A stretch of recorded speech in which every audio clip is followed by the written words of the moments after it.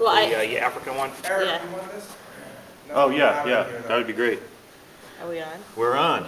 All right, so it's Sunday morning, though. You here yesterday? day 2 of Crisis Camp, day 3 of the event. How's it going? I think it's going really well. Far better than I could have ever imagined. Yeah. So what happened yesterday? I think it was so. Besides, like, our heads exploded with so many ideas. Yeah, what was going on? Tell us about, what do you think the highlights were On yesterday? Friday announced. Well, so there were so many, to me, is the idea of all these folks are incredibly brilliant, incredibly committed.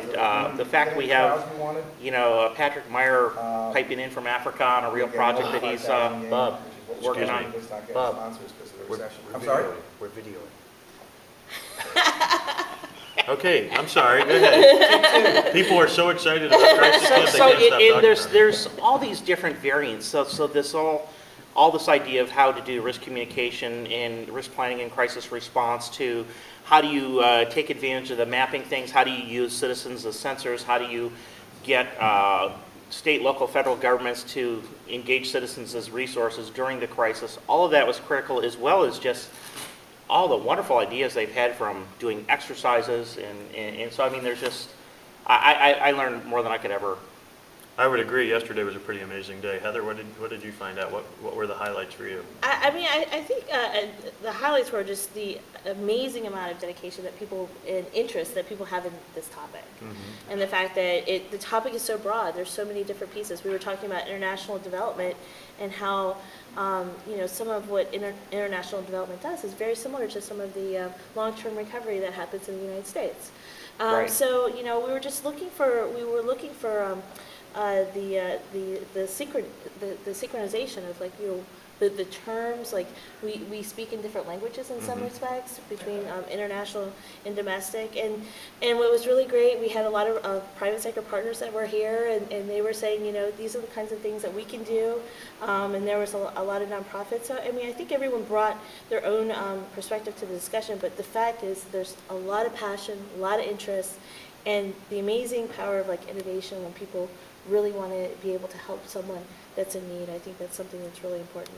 Well, and so the interest from large-scale organizations like the World Bank and then Microsoft, Yahoo, and Google, I think is really something to make this happen. But so the question in my mind is, and we touched on this in a number of the sessions, is where do we go from here? Right. And so I think everybody recognizes that we've only got a very small subset of the overall group that's interested in this topic. So the next step, I think, has to include something like a social movement component to make sure we have the crisis camp in San Francisco, and make sure we have it in Great Britain, and try to talk Canada into it, and try to, and so once you get enough participants into the game, and we realize, like you said, Heather, that we're all talking about, in essence, the same thing, now the question is, can we affect policy to make risk planning for crisis management a priority? Can we, institute a risk culture in the same way that we did this with the Smoky Beer campaign, and other type of ways? And so really the question in my mind is the level of commitment from the folks here. Are they willing to take this on and,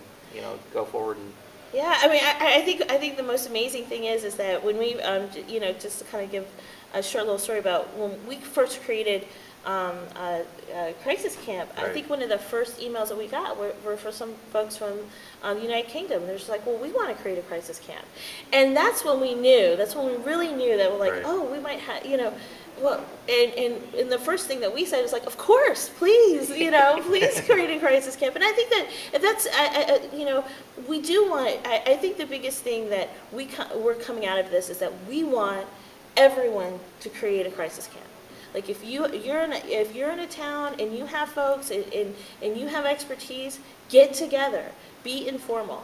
And I think as much as we can do that, as many people as really is passionate about this, and then there's so much expertise in technology, telecommunications, and it doesn't even have to stop there. I mean, we were talking about all kinds of different pieces of this: economic development, poverty. I mean, crisis is such a broad word, but it affects the human condition. And I think as much as we can get together and break down the walls of one-way communication, and I think that's why Crisis Camp really works, because Right. in a bar camp scenario, really, it's what you make it, and for me, it's the two-way dialogue.